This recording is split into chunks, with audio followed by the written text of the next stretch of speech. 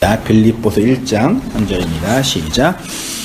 너희를 생각할 때마다 나의 하나님께 감사하며 간구할 때마다 간구하러 감사하는 바는 너희가 첫날부터 지금까지 복음의 향에 참여하니 되느니라.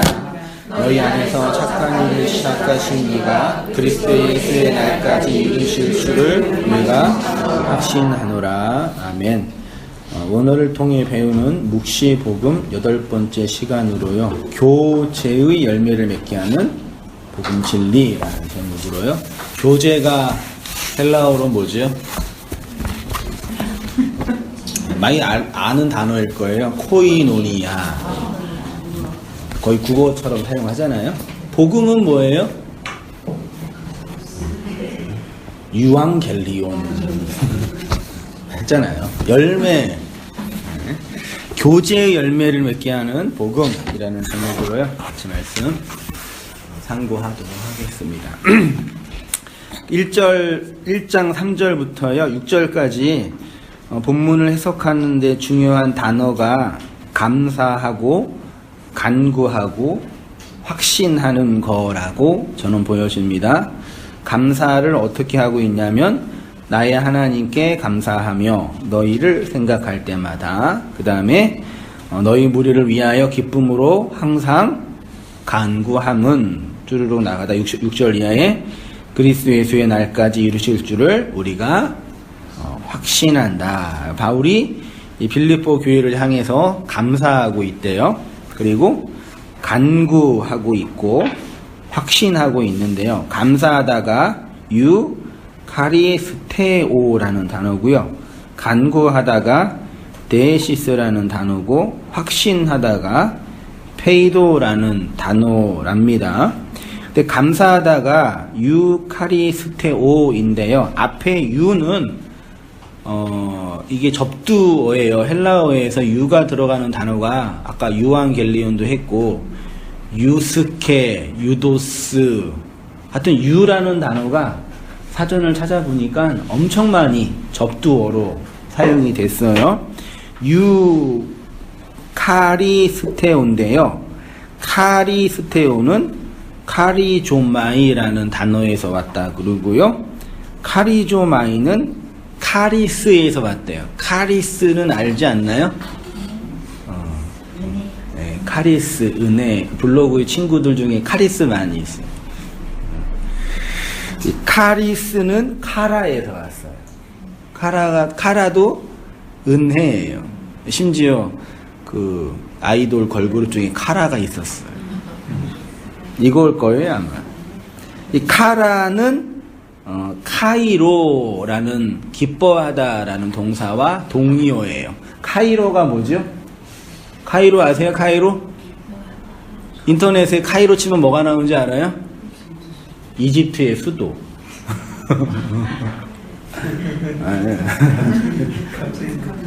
왜요? 아니, 그게 그거예요. 그 수도 이름을 카이로로 쓴 건데 그게 기쁨이다 뜻이에요 원래요. 근데 우리는 카이로가 기쁨이라는 걸 모르고 이집트의 수도로만 알고 있는 거예요. 언어가 사용된 자에 의해서 이제 의미를 바르게 파악하지 못하는 거죠. 우리가 감사로 번역하고 있는 카리스테오는 사실 감사라기보다는 카리조마이는요 기뻐하다, 즐거워하다, 환희, 유희 이런 단어가 더 적합해요.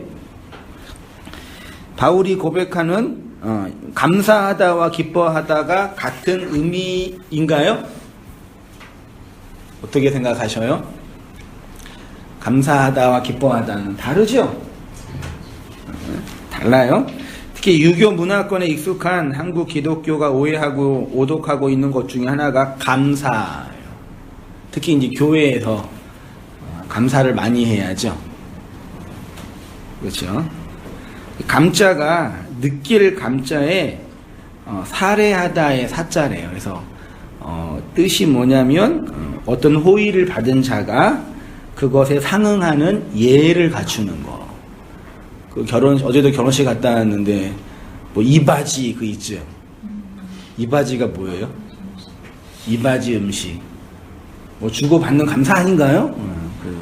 가면 또 이제 축의금 뭐 내면은 또 그것에 대한 예의를 또 갖추어서 나중에 결혼식에 와주어서 감사합니다. 선물도 주기도 하고. 우리가 생각하는 감사는 그런 거예요. 그게 감사예요. 그래서 그런 의미에서 감사해야 돼요. 그쵸? 근데 이제 바울이 그 빌립보 교회를 향해서 내가 나의 하나님께 감사함을 할 때 유카리스테오라는 이 단어가 한자에서 말하는 그런 감사적 의미냐라고 할 때는 단 1%도 없다라고 말하면 좀 그럴 수 있지만 거의 없다. 우리가 일상적으로 사용하는 감사와 바울이 고백하고 있는 유카리스테오라는 단어랑은 관련성이 별로 없다. 근데 그거를 감사로 번역을 해버렸네요. 바울이 빌립보 교회를 향해 받은 무엇이 감사일까요? 빌립보 교회가 바울에게 보낸 선교 후원금에 감사하는 것일까요? 어떤 목사는 불평하면 저주가 오고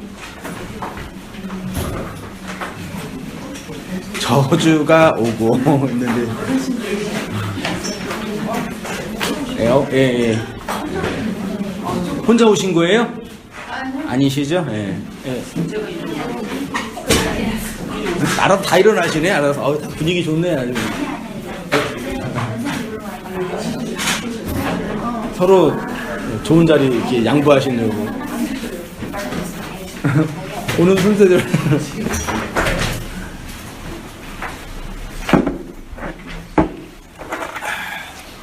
키는 잘 찾으셨나 보네요. 찾아주고 왔겠죠.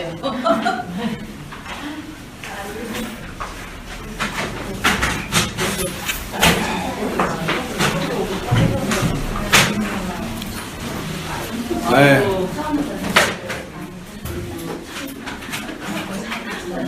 어서 오십시오.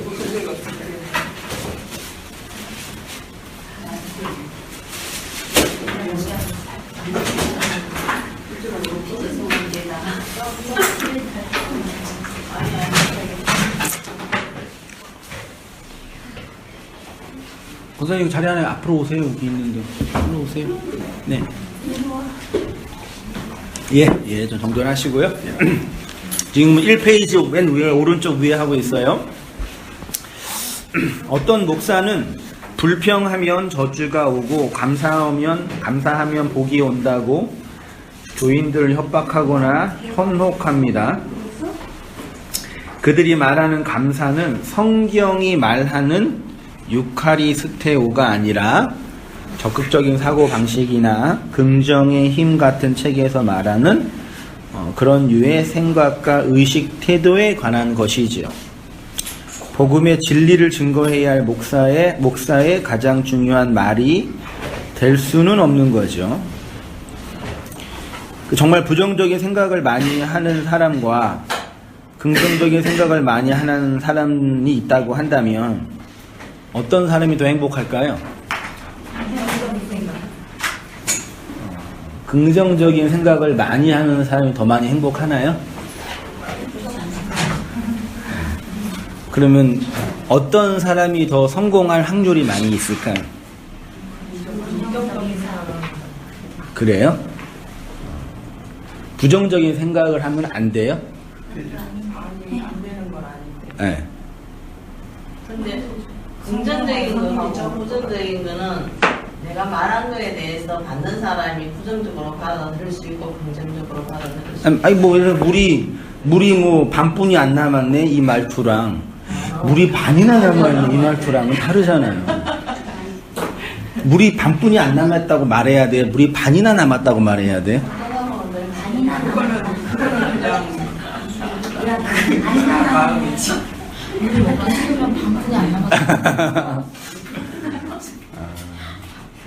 그 삶의 인류 역사의 발전과 과학 문명의 발전은요 부정적인 사람에 의해서 주도돼요. 부정적인 사람은 문제를 이렇게 보는 사람이거든요. 문제를 봐야지 그게 이제 개선이 돼요.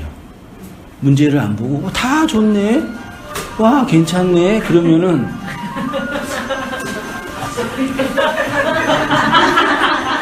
얼마나 좋아요. 아, 좋네, 그러면. 그러면, 이때쯤 그래야지. 예?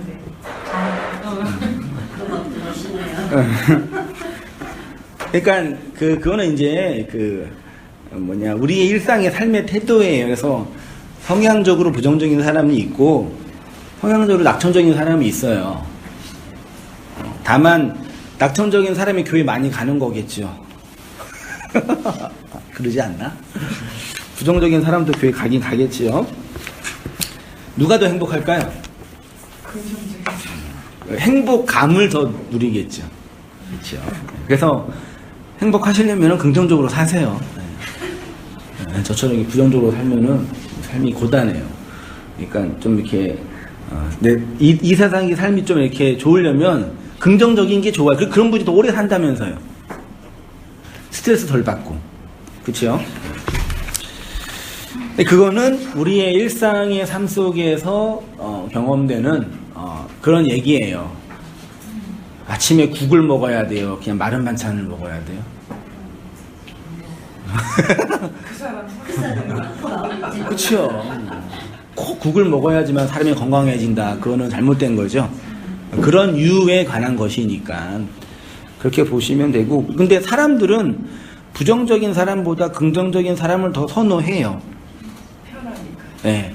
그러니까 다른 사람한테 좀 인정받으려면 긍정적으로 생활을 하세요. 아시겠죠? 그게 왜냐면 사람이 사는 곳이니까 부정적인 사람이 옆에 있으면 되게 불편하잖아요. 그거 맞잖아요. 근데 그거는 복음과 그리스도의 그 진리의 본질은 아니다. 아시겠죠? 근데 그것도 중요합니다. 근데 한국교회가 오해하고 있는 거는 그게 복음이냐, 그게 그리스도의 진리이냐, 그 포장해서 말하는 거예요. 마치 우리 주님이 우리에게 넌 긍정적으로 살아야지만 천국 갈 수 있어. 좀 과장하자면 그런 식의 종교적 교리화를 만들어 놓고 사람들을 억압하거나 협박하거나 현혹한 거예요. 나는 태생적으로 성향적으로 부정적인 성격이 강하거든요.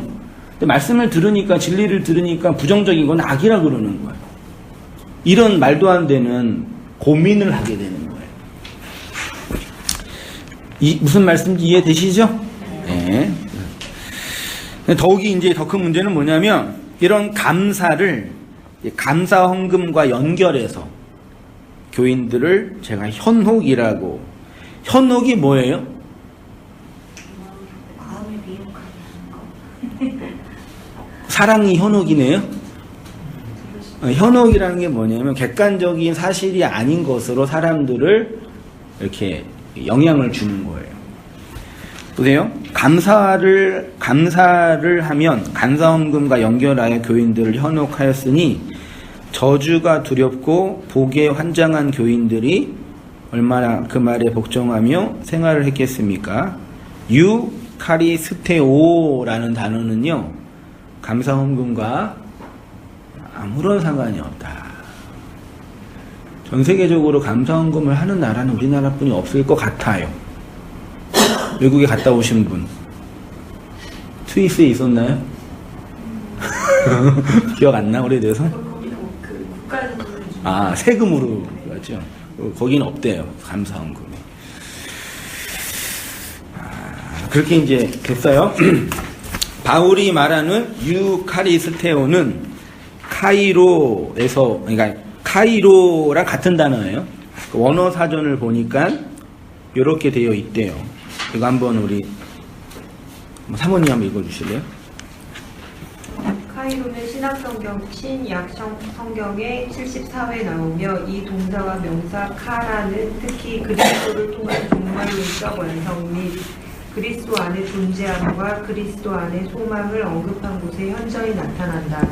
그리스도를 통한 하나님의 구원 사역의 선포인 신약 성경 메시지 전체가 기쁨의 메시지 복음 가스펠이다. 예, 카이로, 카리스테오, 유카리스테오는요, 감사라고 번역된 이 단어는요, 그리스도를 통한 종말론적인 완성. 이게 뭘까요? 6절 보세요. 6절. 너희 안에서 착한 일을 시작하신 이가 그리스도 예수의 날까지 이루실 줄. 그랬죠? 그리스도 예수의 날이라는 종말론적인 완성을 바울이 확신하고 있는 거예요. 그리스도 안의 존재함과 그 소망에 대한 표현이 카이로예요. 그게 감사하다고 말해도 나쁘진 않을 수 있어요. 그게 꼭 굳이 이렇게 구분해야 됩니까? 라고 반론한다면 그게 감사할 수 있어요. 그렇게 감사하면 돼요. 그리스도의 종말론적인 완성. 하나님이 그리스도를 통해서 내 안에 심어놓으신 그 하나님의 착한 일이 궁극적으로 완성된다라는 그 기대, 그게 감사로 표현되는 거죠. 그러면 돼요. 그러면 감사헌금 해도 돼요. 아시겠죠? 네, 감사헌금 하세요. 그러면요. 나의 현실의 필요들이 채워지는 것에 대한 사례의 표시가 아니다. 유카리스테오는 유와 카리조마이 합성어라고 했는데요. 유라는 단어는요, 좋은, 잘 이런 뜻이고요. 카리조마이는 값없이 베풀다, 은혜를 주다라는 사역형 동사랍니다. 이 카리조마이가 히브리어로 가면 나탄이라는 동사인데, 나탄은 기본적인 뜻이 세우다예요. 언제 돌을 세웠어요? 언약을 줄 때 돌을 세웠죠. 언약은 은혜 주심에 대한 보증수표죠. 은혜를 줄 때는 돌을 세운다는 얘기는 언약을 세운다는 얘기예요. 언약을 세운다는 얘기는 은혜를 주신다는 얘기예요. 그래서 나탄이 카리조마이, 카라와 유사어가 된 거예요. 히브리어와 헬라어가요. 하나님이 우리한테 와서 뭘 세웠다는 얘기는 은혜 베푸심이다, 그 뜻이에요. 그래서 나탄, 세우다, 그 뜻이에요. 이 페이지로 가서. 그래서 이 은혜 주신 것이 신약 성경을 보니까 누가복음 7장 21절 제가 읽어볼게요. 마침 그때에 예수께서 질병과 고통 및 악귀 들린 자를 많이 고치시며 또 많은 맹인을 보게 하신지라. 이 단어가 카리조마이예요. 갚을 것이 없으므로 둘 다 탕감하여 주었으니, 탕감하다가 카리조마이, 은혜를 베풀었다. 우리가 세상의 영을 받지 아니하고 오직 하나님으로부터 온 영을 받았으니 이는 우리로 하여금 하나님께서 우리에게 은혜로 주신 것을, 카리조마이 하신 것을 알게 하려 하심이라. 그리스도를 위하여 너희에게 은혜를 주신 것, 이게 카리조, 카이로, 그 뜻이랍니다. 이렇게 유카리스테오는 그리스도가 베푸신 은혜나 그리스도로 받은 것을 내어놓는 행동을 의미합니다. 그러니까 카리조마이 앞에 유가 붙어서 유카리조마이라 그랬잖아요. 그걸 감사라고 번역한 거예요. 근데 앞에 유가 붙으면은요, 어떤 행동에 대한 긍정적인 평가로 사용이 됐어요. 대표적인 예가 마태복음 25장 23절에 그 주인이 이르되 뭐 했대요? 잘, 이게 유예요. 영어에는 그냥 well로 표현했는데 이 잘하다가 뭐예요? 우리나라 말에 잘하다가 뭐예요? 되게 설명하기 어렵죠? 근데 되게 의미가 되게 많이 있죠. 예수님이 그 주인이 종에게 잘했다, 그 뜻이에요. 그게 유예요. 이로써 내가 잘 되고 땅에서 장수하리라. 이게 유라는 단어예요. 바울이 말하는 유카리스테오는 빌립보서 1장 6절에서 그리스도께서 우리에게 시작하신 착한 일의 이루어짐에 대한 관한 것입니다. 그러니까 진짜 감사, 유카리스테오는 그리스도께 받은 복음 진리에 대한 내 마음과 인생 전체에서 흘러나오는 결과물이고 반응물이다. 바울이 그것을 그리스도께서 우리에게 시작하신 착한 일이라고 하는 것입니다.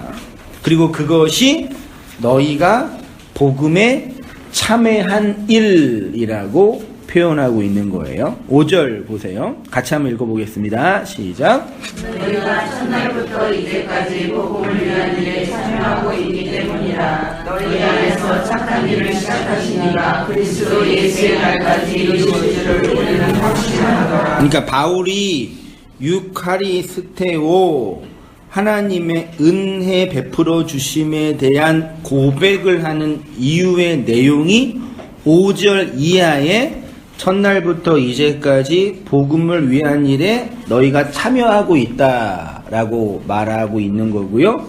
그 참여함의 내용이 뭐냐? 너희 안에서 착한 일을 시작하신 그가 그리스도 예수의 날까지 이루실 것을 확신한다라는 얘기예요. 그럼 5절에 너희가 첫날부터 이제까지 복음을 위한 일에 참여한다라고 표현하고 있죠. 그러면 복음을 위한 일에 참여한다라는 게 뭐냐를 생각해 볼게요. 그 전에 중요한 단어가 첫날부터 2제까지입니다. 원어로 보니까 아포 보셨죠 많이? 아퍼 떨어지면 아퍼 그랬잖아요. 테스예요. 테스, 프로테스, 헤메라스, 아크리, 투눈이에요. 첫날부터가 아포, 테스, 프로테스예요. 그 아포는 어디로 붙어겠죠.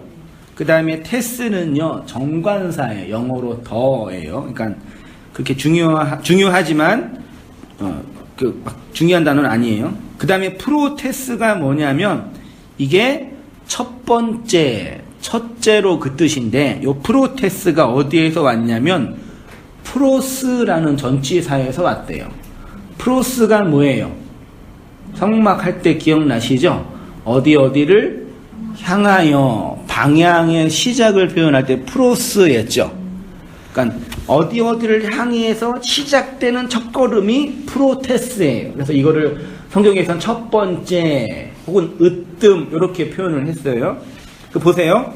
프로스는 어디를 향하여 라는 방향을 나타내는 것으로 성막들에서 성막 안을 향하여 걸어가는 성도의 진리 여정의 첫 번째 날. 성막 기억나세요? 밖에서 안으로 들어가는 거. 물두멍 앞까지가 5번째 날이라고 했고 그 다음에 성소가 6번째 날이고 거기에서 나와 지성소가 7번째 날이라고 표현을 했잖아요. 어디를 향해서 들어가는 첫 번째 그 시작이 프로스라는 전치사로 표현을 했지요. 이렇게 첫 번째 날부터 5번째 날을 향하는 그 향함이 프로스인데 바울은 그 첫 번째로부터 떨어져 나와 아포 첫 번째로 떨어져 나와 지금에 이르기까지 지금이에요. 지금은 이제 아크리투 눈인데 지금에 이르기까지 다시 말해 7날의 완성에 이르기까지 그러니까 기본적으로 바울 서신서나 공동 서신서는 모세오경이나 선지서나 역사서나 복음서 이후에 해석되어진 책들이에요. 그래서 앞에 있는 복음서에 대한 교회적 적용을 경험한 자들에게 주어진 책이라 그 위치와 수준과 해석의 방식이 달라요. 복음서를 보는 거랑 서신서를 보는 거랑은 다르죠. 모세오경을 직접 보는 거랑 바울이나 다른 사도들의 서신을 보는 거랑은 복음이라는 이 존질이 있는데 그거를 앞에서 보는 거랑 지나가서 보는 거랑은 다를 거 아니에요. 그런 관점에서의 서신서는 이미 완성된 복음, 그리스도가 이루신 복음을 성령받은 교회가 경험하고 난 이후에 기록된 책들이란 말이에요. 그게 이제 지금까지예요. 그러니까 바울의 서신을 받고 있는 초대교회는 7날이 완성된 교회예요. 쉽게 말하면 성막의 지성소의 골방과 그 하나님의 타메이온 안에 들어가서 그리스도의 신비와 성령의 은혜가 뭔지를 역사 속에서 체험한 자들이에요. 그게 첫날부터 지금까지 이해되시나요? 네. 이해 안 되시면은 앞에서부터 다시 들으세요. 됐죠? 이제까지가 아크리라는 단어입니다. 아크리는 종점과 종말을 의미하는 프로스와 반대되는 개념으로 사용이 됐는데, 종말의 의미로. 아크리는 아크론에서 왔대요. 아크론은 가장 높은 끝이란 의미예요. 가장 높은 게 뭐예요? 머리. 끝은 다리. 근데 같아요, 그게. 같은 거라고요? 그렇죠? 그래서 복음의 가장 높은 거, 복음의 시작은 그리스도의 머리이고 로시이고, 복음의 완성은 성도의 발, 그리스도의 발인데 그게 성도의 발이에요. 예수님의 발은 없어요. 예수님의 발은 성도예요.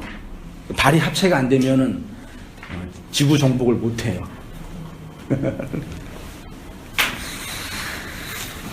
그래서 복음을 전하는 자의 발이 밟는 곳에 그리스도의 완성이 있는 것이다. 그러니까 우리가 그리스도의 머리를 전하는 그 현장이 그리스도의 발이에요. 그리스도의 머리 되심의 증거고. 이 복음의 역사성을 이제부터 지금까지로 바울이 시간적으로 말하는 겁니다. 시간적으로, 역사적으로, 공간적으로. 다시 말해 첫째 날부터 7번째 날까지, 전치사 기억나세요? 프로스, 에이스, 엔, 에크, 에피, 아포 기억나셔요? 이르는 복음의 진리 여정의 끝을 아크리투는 지금까지. 그러니까 에이스, 엔, 에피, 아포를 가지고 복음을 전하는 자를 아포스톨로스 사도라고 했죠. 그 사도들이 정한 복음이 그리스도를 통한 복음이었잖아요. 그래서 사도들이 전했던 복음의 내용은 그리스도 아니라 그랬잖아요. 그게 디아라는 전치사라고 표현했죠. 너희가 그리스도 안에 있어야 된다. 그리스도 안에서 구원받는다. 그리스도 안에 있어 이러잖아요. 그게 하나님의 은혜의 내용을 경험한 성도의 현실에 대한 고백이에요. 그것의 다른 표현이 끝, 완성으로 아크리라는 전치사, 어디까지예요. 그리스도로까지 그 뜻이거든요. 이건 시간적인 의미입니다. 이거를 시간과 공간을 빼면 뭐만 남아요? 역사라는 시간과 공간 속에서 뭐가 만들어져요? 기억도 안 나시죠? 안 보셨죠? 안 보시죠? 역사는 시간과 공간이에요. 시공. 철학적으로 중요한 하던데, 아무튼 그 시간이 항상 흐름이 있어요. 그렇죠? 이거를 시간과 공간이라 그러고, 이거를 역사라고 이제 흔히 표현해요. 이 역사 속에서 뭐가 만들어져요? 그걸 의미가 만들어진다고 했잖아요. 의미를 우리로 표현하면 진리라고 하고, 양식이라고도 하고, 안식이라고도 하고, 자유라고도 해요. 됐죠? 그러니까 의미는 역사 속에서 만들어지는데, 이 만들어진 의미가 우리 것이 될 때는 이 의미가 만들어진 역사 시간, 의미가 배태된 자금으로서 역사 시간은 해체되는 거죠. 그러니까 5,000년 전에 아브라함이 경험했던 하나님이 있잖아요. 아브라함의 하나님이 있죠. 지금 한성민의 하나님이 있잖아요. 한성민의 하나님과 아브라함의 하나님은 같아요, 달라요? 같아요, 달라요? 그 다른 하나님은 다른 하나님을 믿는 거예요. 저의 하나님과 여러분의 하나님이 다르면 다른 하나님 믿는 거라니까요. 가끔 제가 신앙생활 지금도 그렇지만 교회에서 이렇게 성도님들과 이렇게 교제하고 공부할 때 느꼈던 게 뭐냐면, 저 권사님이 믿는 하나님이랑 내가 믿는 하나님이 같은 것 같지가 않아. 저 형제가 고백하고 있는 하나님과 내가 고백하는 하나님이 달라. 그럼 둘 중에 하나는 틀렸을 거 아니에요. 제가 틀릴 수도 있고 그 사람 틀릴 수도 있는데 둘의 한 명은 틀릴 거 아니에요. 그래서 복음을 전하는 건요, 사선을 배수진을 치고 네가 죽든지 내가 죽든지 한 명은 죽는 거야. 그거예요. 이 진리를 네가 잘 받으면 나를 받아들이는 거고, 이 진리를 받지 않으면 나를 죽이는 거예요. 이해되시나요? 네? 그게 복음 진리예요. 그래서 복음은 존재로 그러니까 나의 부정을 감내하고 전할 수밖에 없어요. 왜 사람이 복음을 못 전하는지 아시어요? 너도 맞을 수도 있고 나도 맞을 수도 있어요. 다 그렇게 얘기해요. 그러니까 저한테 항상 했던 얘기가 목사님이 너무 극단적이세요. 어떤 의미에서 극단적이냐? 그러니까 자기 신념이 강하고 그 꼴통 분자 있잖아요. 그 또라이 같은 그런 아주 그 자기만 생각하는 그런 어떤 그런 편협한 그런 개념이 아니라니까요. 내가 경험한 하나님과 네가 경험한 하나님이 같으면 우리가 진리 안에서 팔로우십도 할 수 있고 교제도 할 수 있는데 그게 다르면 둘 중에 하나는 거짓일 거 아니에요. 하나님 보실 때 두 개 다 달리는데 그럼 복음을 전할 때 뭘 해야 되냐면은 너와 내가 같은 걸 한다라고 얘기하든지 둘 중에 하나는 부정돼야 된다는지를 감안하고 복음을 전해야 돼요. 복음을 듣는 성도들도 말씀, 이 진리의 내용과 내가 같은지 다른지를 감안하고 전하는 거예요. 그래서 말씀을 전할 때 사람들의 심리가 뭐가 있냐면 저는 이렇게 배수진을 치고 복음을 전하니까 그 말씀이 자기가 생각한 것과 다르면 선생님 목사가 거짓이든지 그 사람의 거짓은 둘 중에 하나 거짓일 거 아니에요. 그러면 차라리 저한테 당신이 틀렸어요. 당신이 해석하고 있고 믿고 있고 고백하는 하나님은 틀린 것 같아요 라고 말하고 가면은 괜찮아요. 그러면 저도 틀릴 수 있잖아요. 오해할 수 있고. 근데 그렇게 안 가요. 어떻게 가요? 아, 그게 아니죠. 설교가 너무 어려워요. 짜증나요. 목사님이 짜증나요. 난 마음이 좀 뜨거워지고 싶어요. 제가 맨 처음에 지금도 순진한 부분이 있는지는 모르겠지만 지금보다 더 순진할 때는 사람들이 그리스도의 복음을 잘 이해 못하는 이유가 목사들이나 말씀을 전하는 사람들이 복음을 왜곡해서 전했기 때문이라고 믿었어요. 맞나요? 그래서 그럴 때 있으면 그러면 어떻게 해야 돼요? 어떤 신념이 생겼냐면 그럼 누군가가 자신의 인생을 걸고 그리스도의 복음의 진리를 가감없이 진실하게 전하면 그 왜곡되고 오해받고 이해 못했던 사람들이 아, 그게 진리가 맞네요 라고 반응할 것 같은 확신을 가졌어. 그래서 개척한 거죠. 네. 그러니까 모든 성도들은 피해자고 목사들이 성도들을 이렇게 다 속이고 있구나. 그런 바보 멍충이 생각을 하고 개척을 시작한 거예요, 제가요. 근데 개척 현장에 들어가서 여러 성도들을 만나 뵈니까 이게 그 문제가 아니에요. 물론 이게 말씀을 전하고 가르쳐야 할 그 가장 중요한 리더가 잘못 전한 것도 되게 중요한 문제이긴 하지만 본질은 그게 아니에요. 각자가 자기가 믿고 있는 그 신념을 따라 믿는 거예요. 다만 기존 교회나 기복주의 교회는 여지가 너무 넓어가지고 여러 사람이 모여서 얘기할 수 있는 곳이고 온땅교회나 이런 묵시복음은 여지가 좁아가지고 다른 얘기를 하면 금방 탄로가 나는 거예요. 그 여지의 문제예요. 온땅교회도 여지가 없지는 않을 거예요. 그게 있는데 그 여지를 자라서 한승희 목사의 유전자와 DNA가 거의 똑같지 않으면 던지지 못하는 교회가 되면 온땅교회는 어떻게 될까요? 우리 집사람도 절 버리고 갈 거예요. 말하자면. 근데 우리 인간적인 고민이니까 그건 나중에 문제인데 그러니까 사람들이 그래서 맨 처음에 교회를 떠날 때 왔다가 막 맨 처음에 기본적인 반응은 그거거든요. 이런 목사님 없습니다. 어떻게 이런 진리를 전하냐고. 저는 다 그게 다 진실인 줄 알았거든요. 근데 그때는 진실인가? 아무튼 그러는데 어느 순간 안 보여요, 그런 분들이. 그러면 이제 저는 충격인 거죠. 왜냐면 제가 그분이 생각했던 진리랑 내가 전하는 진리가 다르기 때문에 떠나면은 그 좀 인간적으로 아쉬우니까 그 문제인데 이제 그런 문제가 아니라 이게 그냥 다른 얘기를 하는 거예요. 그럼 그때 맨 처음에 그게 되게 이게 용납이 안 됐거든요. 그래서 처음 개척하고 성도님 한두 명도 없을 때 한두 번도 와가지고 막 이렇게 막 소위 말해 얼레발 설레발 치신 그 성도님들이 한 몇 개월 다니다가 이렇게 안 보이면은 견디지를 못했어요. 일주일 동안 잠을 못 잤어요. 그분이 미워서가 아니라 내가 전하고 있는 이 진리가 그 진리라고 난 믿고 확신하고 내 인생을 걸고 있는데 그 반응하는 분이 그렇게 반응하지 않으니까 내가 그러면 잘못 전하고 있는 거고 내가 그러면 오해하고 있는 건가? 그럼 내가 다른 길을 가야 되나? 그런 존재론적인 충격을 받았거든요.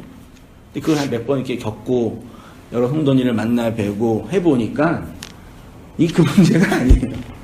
그냥 사람은 인식 체계가 자기 입장에서 들어요. 그래서 우리도 여러 성도님이 계시는데 제가 말씀과 진리와 묵시복음을 해석하는 방식은 어느 순간 갑자기 하는 게 아니라 제가 살아온 배경과 경험한 기독교에 대한 이해의 틀 속에서 해요.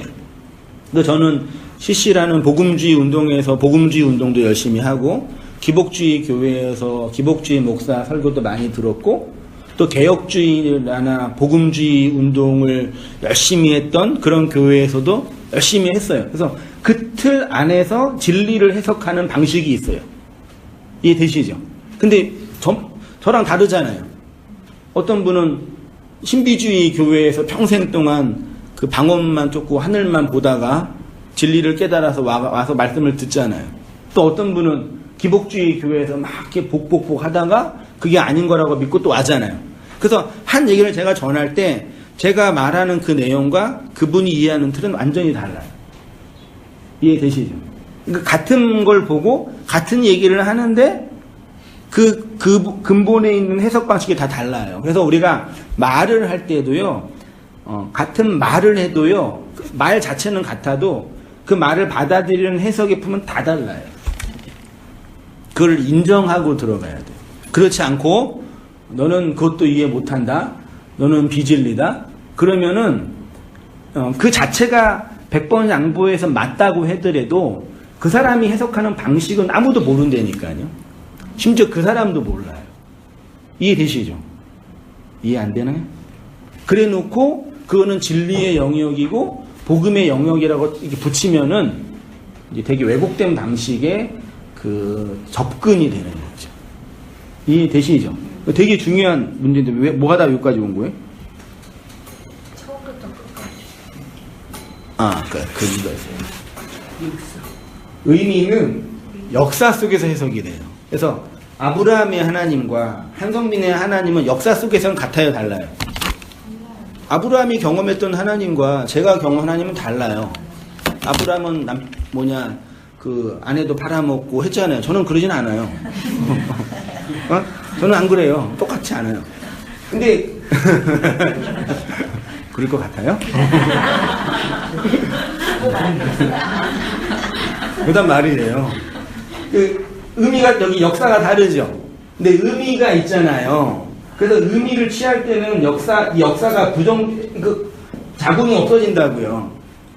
역사 속에서 의미가 만들어지는 거예요. 그렇지만 역사가 없이 의미로 다가온단 말이에요. 그러니까 여러분 개인도 의미가 주어질 때 그 역사판이 있잖아요. 이게 다 다르단 말이에요. 이걸 다 버리고 의미를 취하지 않으면 그 이상한 그 자기만의 그 틀이 된다니까요. 그래서 다 다른 얘기를 하는 거예요. 지금 바울이 지금까지 시간적으로 얘기한 거예요. 처음부터 이제까지 첫째 날부터 일곱째 날까지 됐죠. 시간적으로 이걸 의미로 보면은 시간적으로 보면 아포, 에이스, 엔, 에피, 에크, 아포가 되는데 의미론적으로 보면은 뭘로 설명하냐면 그거를 텔로스라는 단어로 설명할 수 있어요. 일단 땅끝까지 이르는 복음 먼저 한번 해볼게요. 예수께서 복음의 완성을 이렇게 시공간적으로 땅끝에서부터 하늘끝까지 마가복음 13장 27절 있죠? 한번 읽어볼게요. 시작.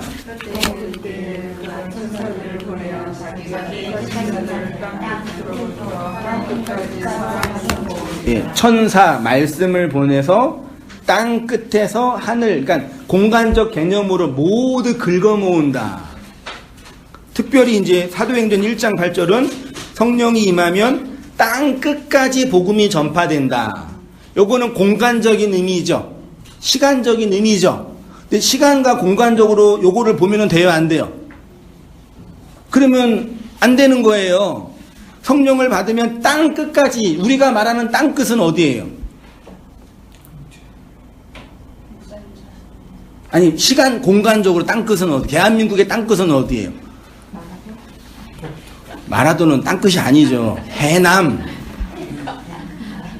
땅끝 마을 써 있잖아요. 그게 땅 끝이잖아요. 거기까지 복음이 증거되면 되는 거죠. 아니, 땅 끝까지 이른다고 하잖아요. 그러니까 공간적으로 시간적으로 보면은 해석하면 안 되는 거예요. 바울 당대의 땅 끝은 서바나였거든요. 유럽? 거기까지만 가면 복음이 완성된다라는 신념이 있었을 거라고 보는 학자들도 있어요. 근데 바울은 그러지 않았을 거예요. 땅 끝은 시간과 공간적으로 썼는데 우리한테 받을 때는 시간과 공간의 의미가 아니라 의미로 다가오는 거예요. 그 성경이 이런 시간과 공간의 의미로 많이 사용해요. 땅 끝까지 이뤄야 된다. 저 끝까지 완성돼야 된다. 네. 근데 그것이 시공간의 의미가 아니라 의미로 다가오는데 그 의미를 표현하는 헬라어 단어가 텔로스예요. 텔로스가 이제 제가 산상수훈 강의할 때 텔로스 단어 잠깐 설명한 적이 있거든요. 보세요. 마태복음 10장 22절 같이 읽어보겠습니다. 시작. 또 너희가 내 이름으로 말미암아 모든 사람에게 미움을 받을 것이나 끝까지 견디는 자는 구원 어떻게 받아요? 끝까지 견뎌야 돼요. 잘 견디다가 죽기 직전에 하나님 힘들어요. 그러면 어디 가요? 잘 견디다가 그때 이제 그 치매 걸려가지고 엄마 예수님 믿으시니까 예수님이 누구야? 그러면 지금 어디 가요? 지옥 간다고 하잖아요. 어떤 사람들이요. 그런 개념이 아니에요. 우리가 환경이 좋을 때, 여유가 좋을 때 잘 믿다가 힘들어질 때 안 믿으면 끝까지 못 견디는 거죠. 여기 끝이 텔로스예요. 텔로스가 뭐냐? 종결, 완성, 끝. 그러니까 완성돼야지. 이 천국 복음이 모든 민족에게 증언되기 위하여 온 세상에 전파되리니 이제야 뭐가 온다고요? 이 시간과 공간의 끝이 아니라니까요. 텔로스라니까요. 예수께서 더 신 포도주를 받으신 후에 이르시되 뭐 했대요? 다 이루었다가 텔로스가 아니라 텔로스랑 똑같은 단위 텔레오의 동사형. 완성하다, 성취하다. 내가 완성했다. 7날을 완성했다. 첫째 날부터 7날까지 다 만드신 다음에 하나님이 안식하셨다 그랬죠? 완성했다. 그 뜻이에요. 그러므로 하늘에 계신 너희 아버지의 온전하심과 같이 너희도, 여기 온전이 텔레이오예요. 텔로스의 형용사형이에요. 마태복음 19장 21절 예수께서 이르시되 내가 온전하고자 할진대 텔레이오 하고자 하여 완성되기를 원한다면 뭐래요? 내 소유를 팔아서 역사와 시간 속에서 만들어진 모든 것들이 소유죠. 하나님이 우리에게 주신 세상에서 허랑방탕하라고 말하자면 건네주신 아버지의 자산이 시간과 공간이에요. 아버지 것이잖아요. 그거 가지고 이 세상에서 먹고 사는 거예요. 그것들을 뭐 해야 된다고요? 팔아서 어떻게 해요? 가난한 자에게, 그것이 가난한 자에게 소용이 안 되면 쓰레기라니까요. 우리의 인생이 시간과 공간이 푸토코스한 자, 그 진리가 필요한 자에게 양식이 되지 않으면 그거는 그냥 아무것도 아니에요. 그냥 먼지예요, 먼지 그냥. 우리가 우리의 소유를 팔아서 가난한 자들에게 줄 수 있는 양식이 있는 거죠? 보세요. 시간과 공간이라는 우리의 인생이 하나님 우리에게 주신 하나님의 소유지만 우리 거잖아요. 잠깐 준 거잖아요. 그것들을 잘 활용해서 장사를 잘 해가지고 이문을 남겨야 돼요. 이문을 남겨가지고 어디다 써먹어요? 내 무덤을 크게 만드는 쓰는 게 아니라 가난한 자들에게 가난한 자들이 필요한 그것을 줘야 된다는 말이에요. 근데 가난한 자들에게 필요한 그 양식이 아니면 하나님이 우리에게 준 이 시간과 공간의 이것은 무의미, 의미 없음, 비진리 그래요. 그걸로 판별되는 거예요. 그래서 형벌 받는 거라고 표현하는 거예요. 이해되시죠? 이거 가지고 시간 관리 잘 해야 돼요. 그런 식으로도 말하면 되겠냐고요. 시간 관리 잘 해야 돼요. 맞아요. 하나님 주신 우리 인생의 시간. 이해되시죠? 안 되시나? 그래야지 하늘의 보아, 골방의 은혜, 타메이온의 양식이 되죠. 그것이 주님을 따라가는 삶인 거죠. 그쵸? 이거를 이제 문자적으로 그대로 받아가지고 프란시스코처럼 자기가 각기 모든 것들을 다 팔아가지고 가난하게 줘서 탁발승 돼가지고 산속에 들어가서 주님과 동행했던 그런 금욕주의자들도 있어요. 너희는 이 세대를 본받지 말고 오직 마음을 새롭게 함으로 변화를 받아 하나님의 선하시고 기뻐하시고 뭐요? 온전하신, 요것도 텔레유, 하나님께서 완성하실 그 뜻이 무엇인지 분별, 분석, 역사를 통해서 만들어내라 뜻이죠. 이렇게 복음은 우리를 온전하게 합니다. 그 온전이 우리로 무엇을 하게 하냐면 복음을 위한 일에 참여하게 합니다. 그래서 바울이 복음과 참여에 관한 말을 하는 거죠. 복음을 위한 일에 참여하고 있기 때문이라. 본문 어떻게 되어 있냐면 5절에 너희가 첫날부터 이제까지예요. 완성된 그날까지 복음을 위한 일에 참여하고 있기 때문에 유카이레이스, 하나님의 은혜에 감사한다라고 표현하고 있어요. 그러면 이제 복음을 위한 일에 참여가 뭐냐? 원어로 보니까 이 재미있는 게 뭐냐면 둘 다 전치사로 시작해요. 아포랑 아크리, 에피랑 에이스예요. 누가 영어를 정복하려면은 뭘 정복해야 된다 그랬어요? 전치사랑 동사랑 그랬나? 그 얘기가 있거든요. 근데 헬라어도 전치사를 알아야 돼요. 우리가 알고 있는 대부분의 그 단어들이 전치사랑 명사의 합성어들이거든요. 아무튼 에피와 에이스로 되어 있네요. 보이셔요? 에피, 테, 코이노니아, 휘몬, 에이스, 토, 유왕, 겔리온이에요. 에피는 어디로 붙어 있다. 열매의 개념 기억나셔요? 에이스는 어디를 향하여 직역하면 휘몬, 너희의, 요거 한글 성경은 주격으로 되어 있죠, 해석이. 한글 성경은 너희가죠. 너희가 첫날부터죠. 이 주격이에요, 주어. 근데 헬라어에는 휘몬은 2인칭 대명사 속격, 소유격이에요. 그러면 너희가가 아니라 너희의라고 해석해야 돼요. 너희의 테코이노니아, 그 교제. 되세요? 에서부터 에피, 그 복음을 토, 유앙겔리온, 에이스 향해. 한글 성경에 복음을 위한 일 있죠? 일이 없어요, 원어에는요. 이 일이 에이스를 일로 번역을 한 거예요. 그러니까 복음을 위한 일 보세요. 절 보세요. 복음과 복음을 위한 일은 다른 게 아니에요.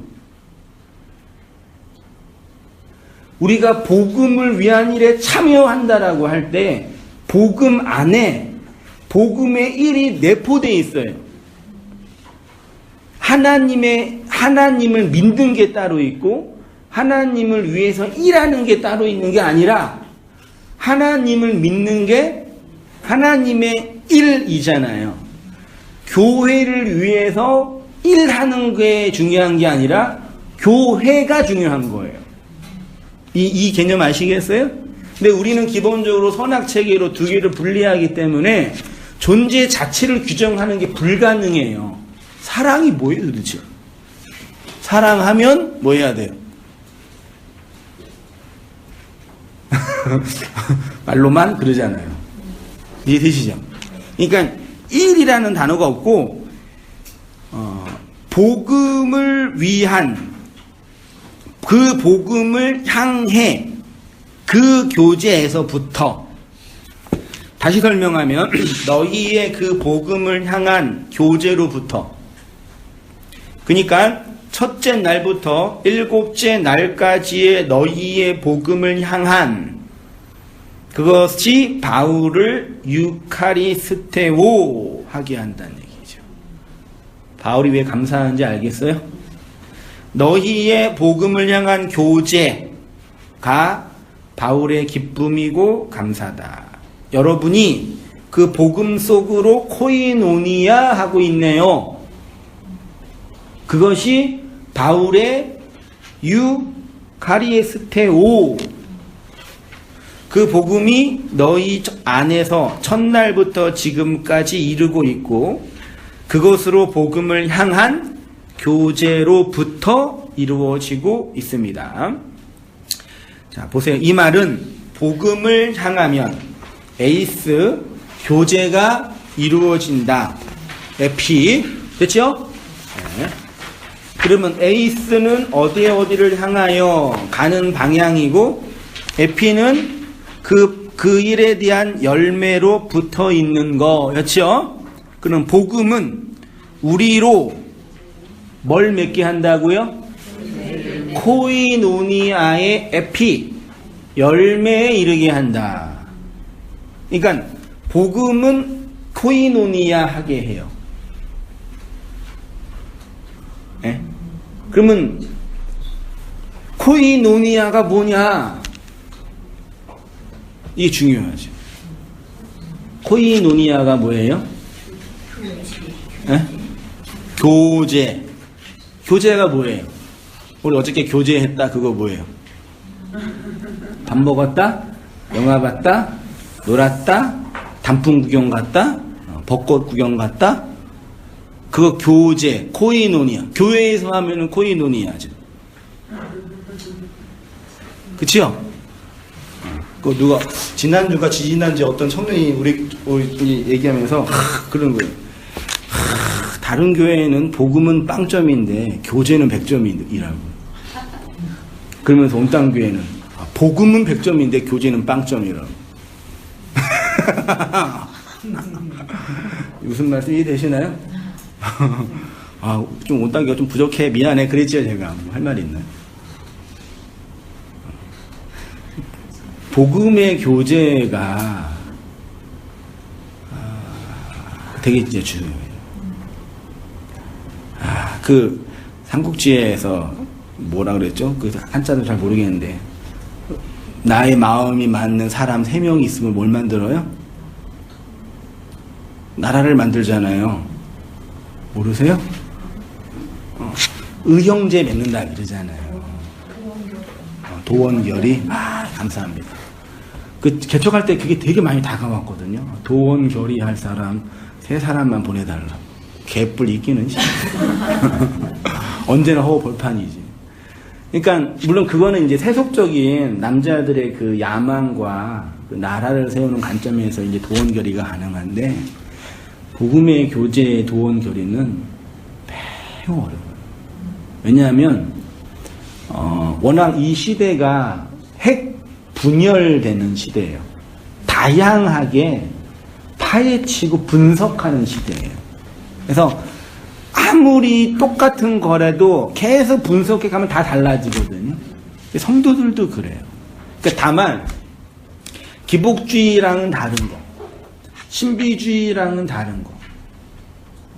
율법주의랑은 다른 체계 안에서의 묵시복음 정도로서의 공유점은 있겠죠. 근데 또 그 안에 들어가면 다 달라요. 그래서 처음 온당교회 지금 노원은 어른들이 알아서 너무 잘 모이거든요. 제가 말씀 다 전하고 나면 어른들은 세 파트로 나누어서 그냥 같이 모여서 진짜 교제를 해요. 누가 구역장이다, 누가 뭐 리더다 그런 것도 없이 그냥 알아서. 근데 처음에는 되게 많이 싸웠어.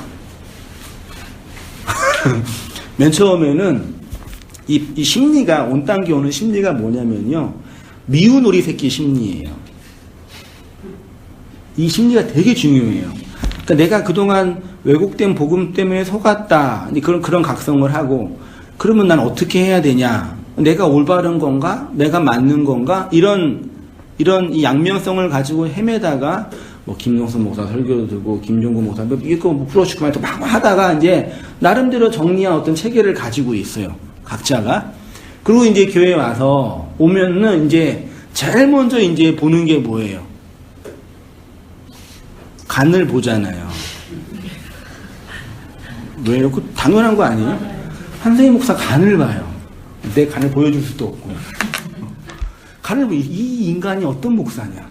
물론 겉으로는 이제 목사님 대단하네 그러시는데 속에서는 저 목사가 또 뭘 또 이렇게 뜯기려고 또 할까 막 이렇게 그런 이 영업할 때 그런 거 안 느끼세요? 장사할 때? 회사 생활할 때? 그 있잖아요. 그거 이제 남녀 관계가 썸 탄다고 하는데 한번 그 이렇게 서로 재는 거예요. 그러면서 이제 이 목사가 맞나 틀리나 이제 그렇게 하다가 심지어 우리 교회 성도님들은 이제 어떻게 고백하냐면 목사님 한 자매가 결혼하고 좀 멀리 갔다가 애 낳고 한 1년인가 2년 만에 돌아왔어요.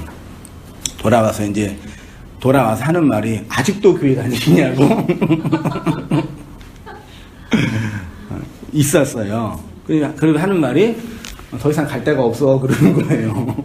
갈 교회가 없어 온당교회 온다는 거라. 이해되시나요? 그게 좋은 거예요, 나쁜 거예요? 한수의 목사가 죽으면 안 된대요. 갈 데가 없대요, 그러면. 그러니까 그런 태도로 이렇게 간을 보고 오다가 자기가 믿고 있는 어떤 이 신관과 신념과 확신이 있잖아요. 그렇게 모여서 한 5명이 모여 있으면 각자 자기 신념과 신관 가지고 다 이렇게 있는 거예요. 그 얘기를 하면 반드시 싸워요. 대놓고 싸우지는 않지만 언쟁이 일어나요. 나는 그 생각 안 한다. 그건 율법적인 거라고. 그거는 너무 세속적인 거라고.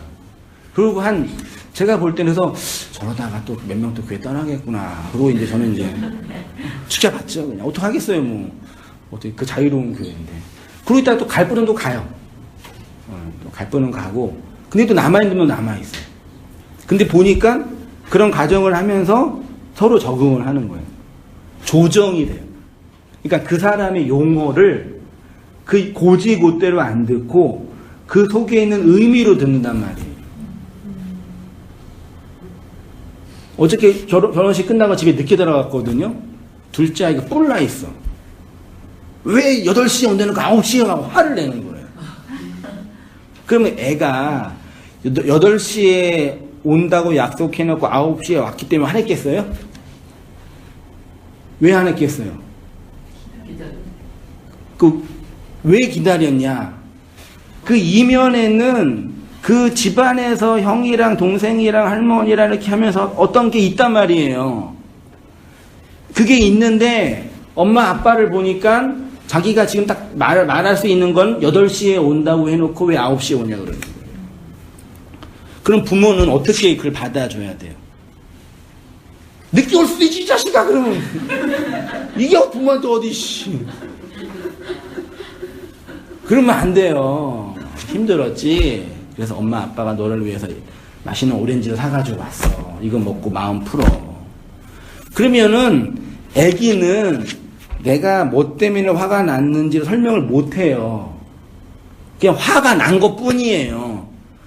성숙한 사람은 엄마 나는 엄마가 집에 들어왔는데 밥이 없어가지고 너무 힘들었어. 이렇게 얘기를 못한다니까요. 애기들은요. 이해되시죠? 근데 교회 오는 성도들은 애기예요. 와가지고 이전에 상처받았던 거나 답답했던 거 가지고 이렇게 막 얘기를 하는데 그 이면에 보면은 그분이 그렇게 될 수밖에 없는 이유가 있단 말이에요. 심지어 어떤 분은요, 교회가 커지니까 안 오더라고요. 큰다는 개념이 뭐냐면, 아는 사람 몇 명 있어 너무 편했어. 맨날 낯선 사람이 오니까 불편한 거예요. 그런 분들 교회에 계셔요. 그러니까 개척교회 이렇게 친숙한 분이죠. 자기네끼리 편안하게 모여있는 분들. 근데 온당기는 막 진짜 갑자기 사람들 왔다 가 그러거든요. 그러니까 이게 무슨 영업성지 막 왔다 갔다 그래요. 그러니까 적응이 안 되는 거라. 일주일 동안 살다가 좀 편안하게 교회 가서 이렇게 아는 사람과 얘기도 하고 말씀 드리면서 쉬고 싶은데 맨날 긴장의 연속이에요. 그런 분도 계시다니까요. 근데 그런 분이 그런 이유가 복음 진리에 대한 이해가 없기 때문이 아니라 그분이 이렇게 자라온 배경과 그 경험한 인생들이 다 다르기 때문에 그러는 거예요. 그래서 교회는 오만 사람들이 모여가지고 자기가 믿고 있는 신관을 얘기하는 거예요. 근데 이제 이런 방식에서 말씀 속에서 충분한 은혜를 받지 못하면 어떻게 돼요? 싸우든지 나가요. 왜 교회에서 싸움이 많이 일어나는지 알아요? 은혜를 못 받아서 그래요. 결론은 그거예요. 자기가 충분히 이 공동체 안에서 그리스도의 복음으로 이렇게 녹아지고 깨트려지는 그런 자기 깨어짐의 그런 자기 해체의 경험이 없으면 반드시 뭐가 나와요? 뿔이 나와요. 뿔이 싹 아무데나 들이박는 거예요. 제일 많이 들이박는 사람이 누구겠어요? 목사겠어요. 이거는 뭐 율법주의 교회나 기복주의 교회나 묵시복음을 전하는 온땅교회나 사람들이 모여 있는 곳에 기본적인 이 언어 체계는 똑같다니까요. 그래서 우리도 개척한 지, 여기 영등포 온땅교회가 개척한 지, 설립이라 그래야 되나? 뭐라 그래야 되나? 창립된 지가 딱 1년 가까이 돼서 이렇게 조정하고 있는데, 맨 처음에는 한세영 목사를 맞추기 힘들었을 거 아니에요. 저분이 맞나 틀리나. 그랬을 거 아니에요. 처음에는. 그치요, 권사님? 네. 그러잖아요. 그러다가 이분이 최소한 틀린 것 같지는 않네. 그런 확신이 들었잖아요. 그러면 한 단계 올라간 거예요. 그걸로는 충분하지 않겠죠. 그 다음에 또 이제 타자와의 관계 안에서 이분이 경험했던 신앙의 이해와 저분이 경험했던 신앙의 이해가 같아요, 달라요? 다르단 말이에요. 몇 개월 전에 임 집사님이 이제 안교회로 가셨잖아요. 그분도 그분이 이해했던 신앙관과 인생관에서 경험하고 싶은 진리의 체계가 있을 거 아니에요. 그것이 한생의 목사가 전하는 진리 내용과는 다른 거죠. 어떻게 표현했냐면 맨 처음에 마음이 건조하다고 표현했어요. 그러니까 그게 그러니까 좀 내 마음을 위로해주고 좀 이렇게 어떤 이렇게 해줄 어떤 그런 말씀을 듣고 싶은데 한생의 목사는 그런 류의 말씀이 아닌 것 같다라는 표현을 알고 하셨는지 모르겠지만 그렇게 한 거란 말이에요. 그렇게 적응이 안 되고 안 맞으면 자연스럽게 교회를 떠나게 돼요. 이거는 신앙관계나 인간관계로 안 돼요. 우리 집사람 처음 개척할 때 아무도 없었잖아요. 아무도 없으니까 어떻게 해요? 끌어모아야 될 거 아니에요. 그래서 우리 집사람 끌어모으고 우리 애새끼 끌어모으고 또 우리 처제도 큰 교회 다니다가 이제 다닐 교회가 없어가지고 처제도 끌어모으고 처제 친구도 끌어모으고 그럼 막 끌어모아서 한 5-6명 만들어놨어요. 그리고 예배를 시작했어요. 얼마나 도뜨기 시작이었겠어요. 너 놀고 여기서 저건 또 뭔 짓이야, 또 목사가 왜 저래 막 그러고 막 하여튼 웃겼어요. 그리고 한 몇 년 지나다가 말씀의 은혜를 받고 제대로 이해한 틀에서 얘기하는 게 제일 중요해요. 그러니까네 그게 그 베이스를 안 깔고 말을 하니까네 짜증이 나요. 그게 이제 천천히 변화되는 베이스. 근데 그거를 그 베이스를 깔았다 안 깔았다라고 판단하기 매우 어렵다는 얘기죠. 그런 의미에서는 내 판단일 수 있잖아요. 사랑일 수도 있잖아. 그렇죠. 근데 그건 내가 주관적으로 받아들이는 거라고요. 그러니까 그게 싫으면 안 들으면 된다고요. 근데 그건 내 주관적인 반응이라고요. 넌 안 죽고 얘기한 건 내 주관적인 반응이라고요. 그렇죠. 저는 그냥 속으로 니똥 굴다 끝나는 거예요. 그러시면 돼요. 근데 그거 가지고 네가 안 죽고 얘기한 거라는 얘기는 객관적인 얘기가 돼버리니까 그렇게 판단하면은 상처만 되는 거죠. 그러지 마세요. 같은 말인데 어떤 사람이 말할 때는 내 마음에 깊이 와닿는데 어떤 사람이 말할 때는 잘난 척하는 것처럼 보이고 반발심이 있을 때가 있습니다. 이 점에 있어서 가장 많이 발가벗겨지는 사람이 누구예요? 저예요. 진짜라니까. 그 목사의 가장 이걸 극복하지 않으면 목사 일 못해요. 근데 목사는 금방 판명 나요. 왜요? 안 오면 끝나니까. 그쵸? 항상 저는 그런 의미에서 발가벗겨지는 거니까요. 근데 또 이제 복음을 안다고 하는 그래서 막 말하고 말 많이 하고 싶고 말하는 거 좋아하는 분들한테 목사하라 그래요. 너도 한번 그거 해보라고. 그 위치에서 평신도로 얘기하는 거랑 교회에서 헌금 내는 위치에서 얘기하는 거랑 목사로 얘기하는 거랑 헌금 받고 돈 받고 하는 거랑 위치가 달라져요. 교회에서 떵떵거리려면 뭐 하면 돼요? 돈을 내고 얘기하면 돼요. 그러면 이제 자기 막 할 수 있어요. 그게 세상의 법칙인데 그 교회에서 통용되면 되겠냐고요. 그런 게요. 그래서 나눌 때는 그렇게 하고요. 할 게 없으면 그냥 들어주세요. 나는 패스의 자유가 있어요. 우리 온땅교회는요. 자, 말씀 한 나누세요. 저는 패스. 전 졸았어요, 오늘. 얼마나 좋아요. 오늘 힘들었어요. 패스 지나고. 아무도 정지 안 해요. 또 자야지 또 다음에 또 깨니까. 얼마나 좋아. 아무리 자도 또 하니까 설교는. 그런 분이 다른 사람 얘기할 때 은혜를 받아요. 아, 내가 다음 주에는 설교 잘 들어야 되겠구나. 다짐하고 돌아가. 그렇게 서로에게 좋은 선생님이 돼야죠. 그렇죠? 네.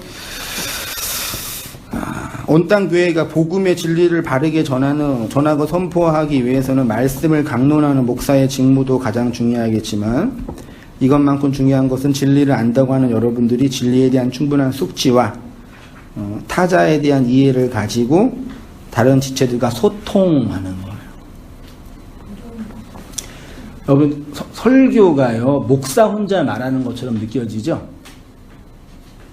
여러분은 듣기만 하고 이 설교하기에 있어서요 설교가 가장 중요한 커뮤니케이션이에요. 이 목사님 계신 거 제일 바보 같은 목사는 자기 말만 하는 거예요. 진짜 능수능란한 설교자는 커뮤니케이션을 하는 거니까요. 그래서 2시간, 3시간도 설교할 수 있는 거예요. 혼자 말하면 그걸 누가 들어요? 우리나라 판소리 춘향가가 몇 시간 하는지 알아요? 7시간에 어떻게 그게 가능해요? 에이! 이러면 뭐예요 이거? 추임새가 있으니까 소통을 하니까 7시간, 10시간도 가는 거예요. 근데 설교에 그런 소통이 없으면 그게 20분도 불가능하네요. 10분도 못 들어요 사람들. 그리고 막 듣고 나서 1시간 반 했는데 벌써 끝나냐고요. 그런 분도 계시고 어떤 분은 힘들어. 그런 분도 소통이 안 된 거죠. 오래 하는 게 긴 건 아닌데 그런 의미에서의 소통 능력과 이해 능력을 여러분이 잘 기르면 온땅교회는 크게 부흥할 줄 믿습니다.